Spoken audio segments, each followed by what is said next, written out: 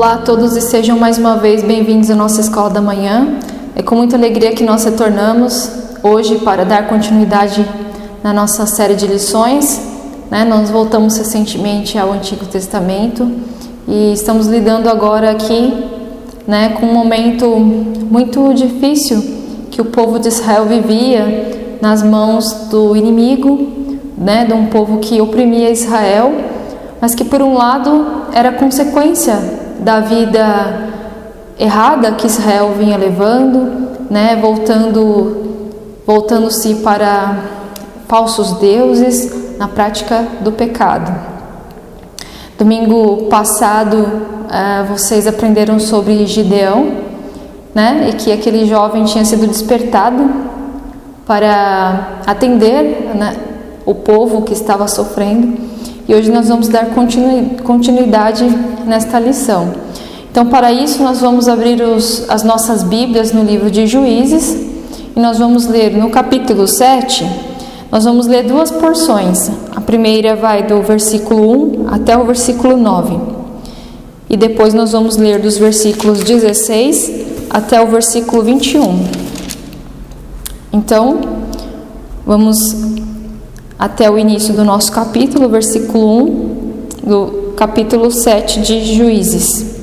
Diz assim a palavra do Senhor: Então Jerubaal, que é Gideão, se levantou de madrugada de todo o povo que com ele havia, e se acamparam junto à fonte de Arode, de maneira que tinha o arraial dos Midianitas o norte, no vale, perto do outeiro de Moré.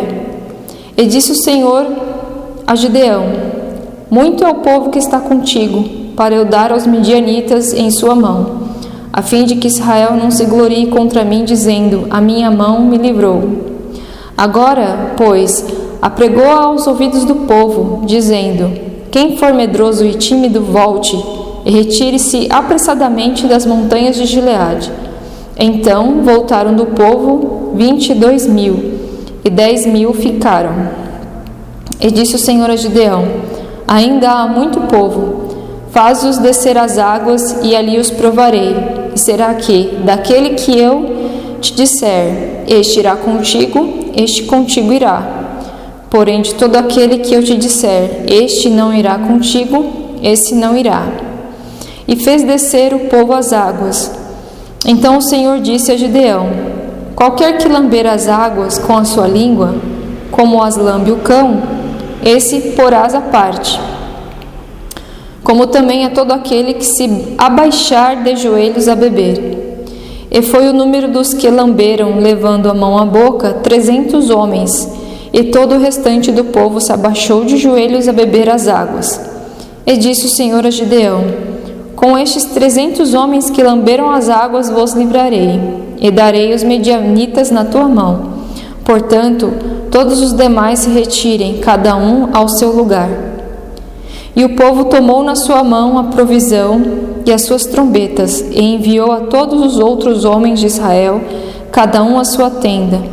Porém os 300 homens reteve, e estava o arraial dos Midianitas embaixo no vale. E sucedeu que naquela mesma noite o Senhor lhe disse: Levanta-te e desce ao arraial, porque eu tenho dado na tua mão. Agora nós vamos para o versículo 16. Então dividiu os 300 homens em 3 companhias, e deu-lhes a cada um, nas suas mãos, trombetas e cântaros vazios, com tochas acesas dentro dos cântaros. E disse-lhes: Olhai para mim, e fazei como eu fizer. Eis que, chegando eu à extremidade do arraial, será que, como eu fizer, assim fareis vós. Tocando eu a trombeta, eu e todos os que comigo estiverem, então também vós tocareis a trombeta ao redor do arraial, e direis: Espada do Senhor e de Gideão. Chegou, pois, Gideão, e os 100 homens que com eles iam, ao extremo do arraial, ao princípio da vigília da meia-noite, havendo sido poucas trocadas as guardas. Então tocaram as trombetas e quebraram os cântaros que tinham nas mãos. Assim tocaram as 3 companhias as trombetas, e quebraram os cântaros, e tinham nas suas mãos esquerdas as tochas acesas, e também nas suas mãos direitas as trombetas, para tocarem, e clamaram: Espada do Senhor e de Gideão. E conservou-se cada um no seu lugar ao redor do arraial. Então todo o exército pôs-se a correr e gritando fugiu. Até aqui a nossa leitura. Então aqui, crianças e jovens, nós tivemos mais uma das histórias surpreendentes das Escrituras, tratando desse momento aqui, em que se havia ali uma guerra para acontecer, com um grande inimigo vindo sobre Israel. Esse inimigo já dominava Israel, Israel já estava ali tendo todo o alimento que era produzido, sendo entregue a este inimigo, trabalhando praticamente como escravos para este grande inimigo. E nós vimos que isso era também por conta do pecado que vivia o povo. O povo havia esquecido dos caminhos do Senhor e agora estava adorando falsos deuses, fazendo imagens de escultura, prestando culto a estes falsos deuses, deuses que permitiam o pecado. Então Israel agora sofria na mão desse inimigo devido à consequência de seu pecado. E para então trazer livramento a este povo, foi levantado esse jovem chamado Gideão, a qual ouviu o Senhor, obedeceu o Senhor e destruiu, como nós vimos na aula passada, a imagem de Baal. E agora, tendo esta iminência de conflito, do início deste conflito, nós vemos mais uma vez aqui, Gideão tomando a frente e seguindo as ordens do Senhor para livrar o povo. Mas pensem bem, imaginem um povo como o de Israel, que estava fragilizado, devido à opressão daquele inimigo, com bem menos homens do que aquele inimigo tão vasto. Vocês vão ver, na leitura que vocês vão fazer na semana, que aquele inimigo está descrito ali na leitura. Vocês vão ver que eram tão incontáveis que eram como areia na praia do mar. Então imagine um inimigo desse que não dá nem para contar, era imenso, imenso. E eles estavam ali acampados no arraial, se podiam ver aquelas inúmeras barracas a perder de vista. E o que fazer? Como proceder? Como tomar coragem e enfrentar este inimigo? E nós vimos aqui que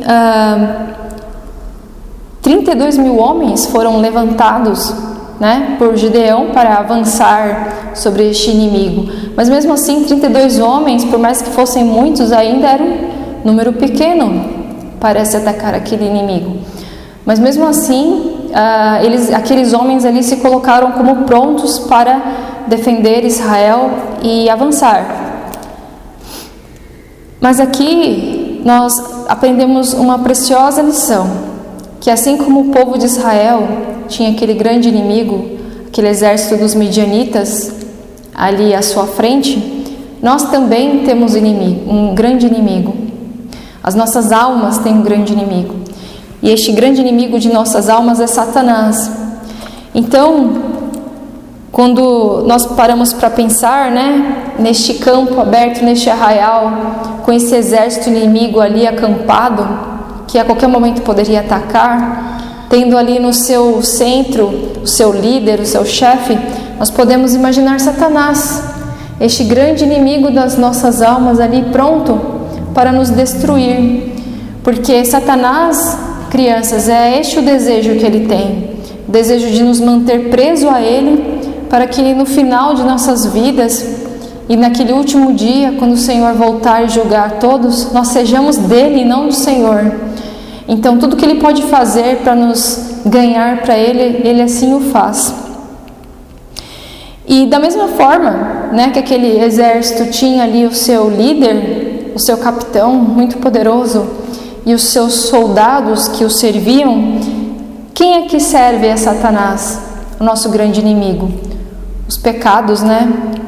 Os pecados que Satanás ele lança sobre nós, né? Para que a gente caia, para que a gente o obedeça ao invés do Senhor. E nós podemos citar, né? O que seriam, né? Esses outros inimigos que servem a Satanás contra nós? Mentiras, né? As mentiras que nós contamos, as mentiras que nós vivemos, quando nós tentamos enganar a outros, né? Sabendo que estamos errados, sabendo que podemos prejudicar a outros, nós contamos mentiras. Quando nós sentimos ira, né? Nos sentimos irados sem uma causa justa. Também quando nós ambicionamos, né? A ambição errada, aquela ambição apenas por poder, por sucesso, por coisas, por pessoas, que faz com que esses sentimentos reinem no nosso coração mais do que o Senhor e faz com que a gente até tome atitudes erradas para ter aquilo que nós desejamos. Então, é uma ambição ruim, uma ambição que cega e endurece os nossos corações. Nós também podemos citar das trapaças, né? Nós desde pequenos aprendemos bem cedo que é trapaça, quando nós não queremos perder e nós quebramos regras, nós damos um jeito de fazer aquilo que é errado para nós sairmos ganhando, não é? Os ciúmes é mais um desses grandes inimigos, servos de Satanás contra a nossa alma. Os ciúmes também é outra coisa que na nossa infância, na nossa juventude nós temos tanto, né? Ciúmes por pessoas que nós gostamos, ciúmes até mesmo por coisas. Uma coisa que é muito especial para você e você não gosta de dividir, você não compartilha com ninguém. Então isso também é um pecado que, reinando no nosso coração, nos afasta de Deus cada vez mais. Um outro inimigo também, servo de Satanás, é o ódio. O ódio que nos cega, o ódio que nos afasta das pessoas, o ódio que nos faz ferir as pessoas, né? Tanto fisicamente como com palavras. Muitas vezes nós podemos agir de maneira rude com as pessoas, ferir aquelas pessoas, deixá-las tristes devido ao ódio no nosso coração. Um outro servo também de Satanás contra as nossas almas é a inveja, né? A inveja que faz com que a gente queira aquilo que não é nosso, que enche o nosso coração de tristeza porque nós não temos aquelas coisas que os outros têm e nós queremos muito. O egoísmo também é mais um grande servo de Satanás contra nós. O egoísmo que faz com que a gente só pense na gente mesmo o tempo todo, é só eu, meu, tudo é para mim e nada é para o meu irmão, para outras pessoas da minha família, amigos. E também a vanglória. A vanglória é também um outro grande pecado, servo de Satanás, que ataca a nossa alma quando nós nos achamos melhores que os outros. Quando nós fazemos algo que é até bom, mas nós nos colocamos assim como melhores. Eu sou o melhor, os demais são menos importantes do que eu, ou são menos inteligentes, são menos bonitos, e a gente se enche, né, de orgulho. Aí está a vanglória. E todos estes pecados, eles fazem parte desse grande exército de Satanás contra nós, e ao mesmo tempo eles nos afastam do Senhor. E assim, Satanás, ele não nos deixará em paz enquanto não nos ver no inferno. É essa a vontade dele. E assim como os israelitas, nós também precisamos perceber o quanto nós somos fracos contra este grande inimigo. Nós precisamos ter esse desejo de escapar desse inimigo, de sermos libertos dele. Então, só há uma forma, né? Nós não podemos nós mesmos enfrentar esse grande inimigo, porque nós não vamos conseguir vencê-lo. Nosso coração ele vai falhar e nós vamos cair grandemente. Então nós devemos pedir pelo socorro do Senhor, clamarmos a Ele. Somente Ele pode lidar com Satanás a nosso favor. E assim como Gideão aqui, ele recolheu ali um regimento de 32 mil homens. Mas o Senhor falou com ele que mesmo sendo um número ainda menor que os midianitas, 32 mil homens era um grande exército. E se aqueles 32 mil homens vencessem o exército midianita, eles iam achar que era por causa deles que eles conseguiram a vitória. Eles iam achar, foi porque nós somos muito numerosos, ou porque nós fomos muito fortes. Eles nunca iam dar glória e graças ao Senhor por ter vencido a batalha. Então o Senhor disse a Gideão que eram muitos homens, que aquela quantidade deveria diminuir. Então Gideão, ele naquele momento ali ouviu a orientação do Senhor de que os medrosos, aqueles que estavam relutantes em lutar, que aqueles voltassem para suas casas. Então daqueles 32 mil homens, uma grande quantidade voltou para trás e sobraram apenas 10 mil. Então aqui há uma outra grande lição para nós, porque muitas vezes nós temos uma autoconfiança muito grande, nós achamos que nós somos fortes, que nós conseguimos. Eu consigo lidar com essas coisas e não pecar contra Deus. Eu consigo deixar esse pecado na hora que eu quiser, isso não vai me atrapalhar. Mas aí aqui é onde nós nos enganamos, pois cada vez mais o nosso coração, ele se enfraquece diante do pecado. E quanto mais nós pecamos, mais o coração quer pecar.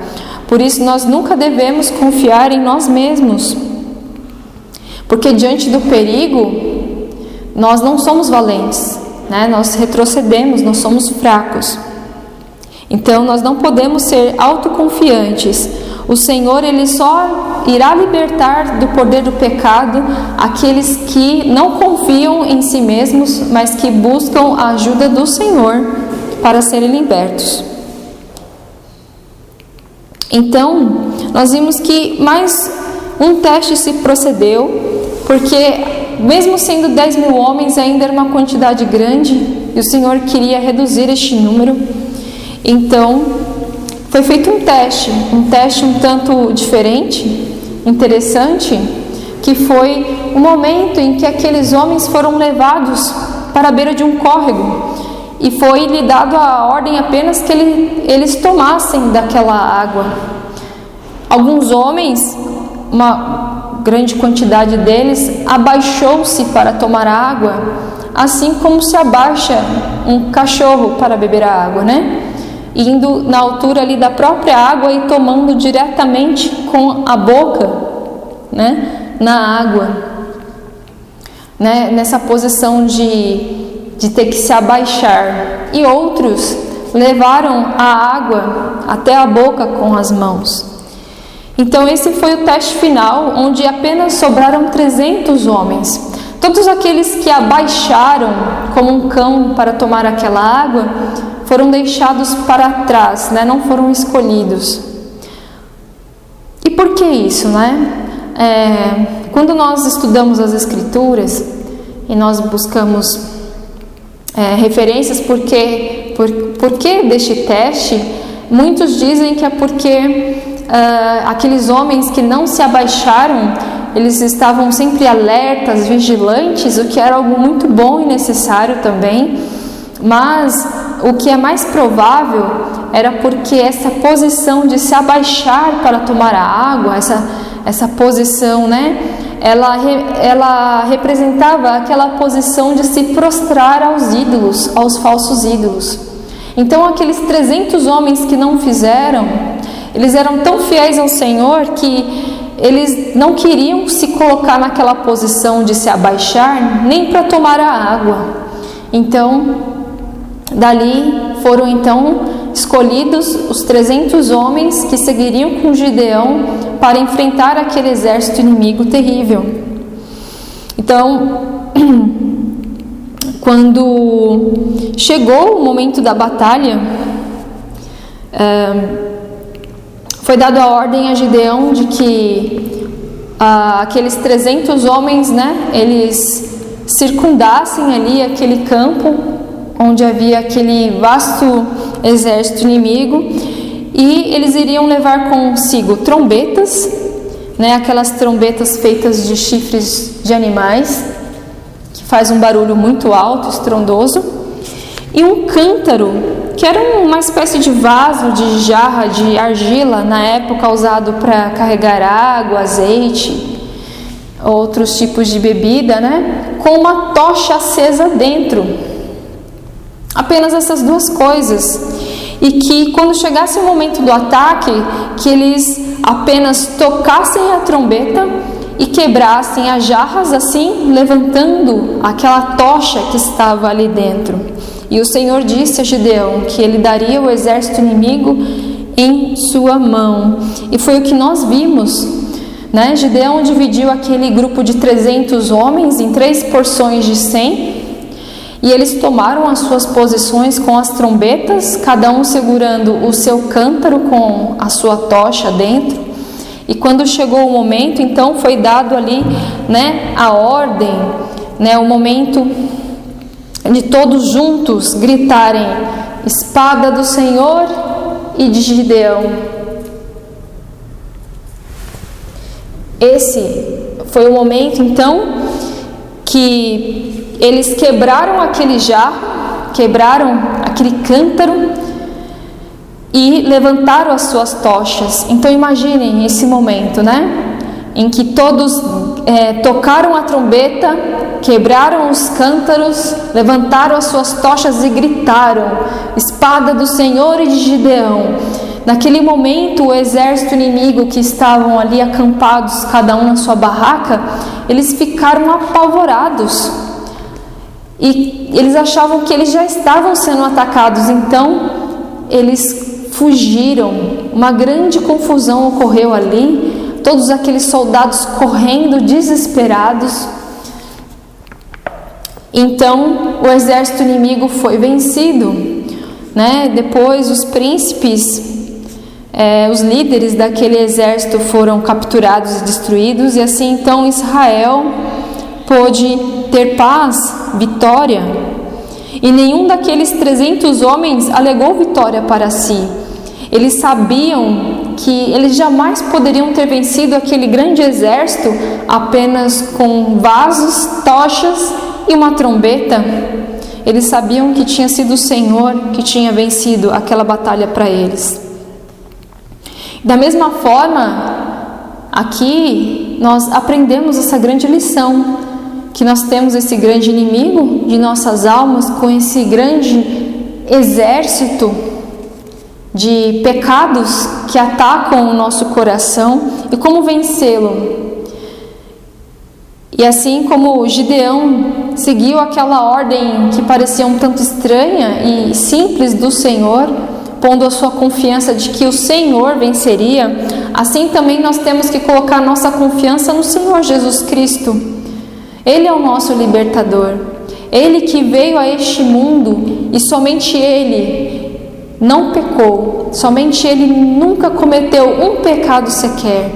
O Senhor Jesus, Ele também como Deus, Ele deixou a sua glória, a sua posição, e se fez um homem, e teve uma vida como a nossa. Ele sofreu como nós, Ele viveu como nós, mas Ele nunca pecou. E quando Ele foi à cruz do Calvário, quando Ele morreu ali na cruz, uma morte tão terrível, Ele tomou o nosso castigo, o castigo que os nossos pecados precisam. Os nossos pecados, se não forem